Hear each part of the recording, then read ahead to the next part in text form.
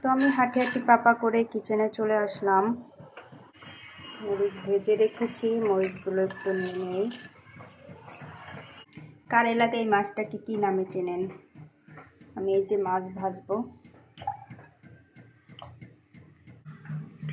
ডাল রান্না করে রেখেছি,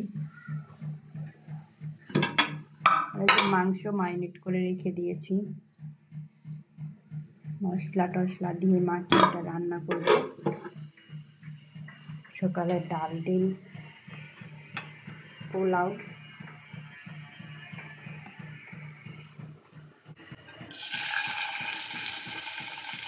মাছগুলো কিন্তু টেস্ট খারাপ না। প্রথমে মাছগুলোকে ভেজে নিচ্ছি, দিয়ে দিই, সাথে সাথে ভাজা হয়ে যাবে। পেয়ারা খাচ্ছি আমি কুকারে দিয়েছি, আমি পানি ফুটিয়ে দেন হচ্ছে ফিল্টারে ঢালি।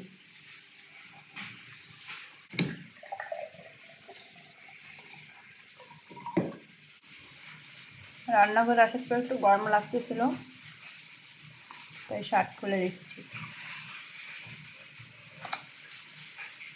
চলছে গাড়ি চিচিং করে। আমার মাছ ভাজা গিয়েছে।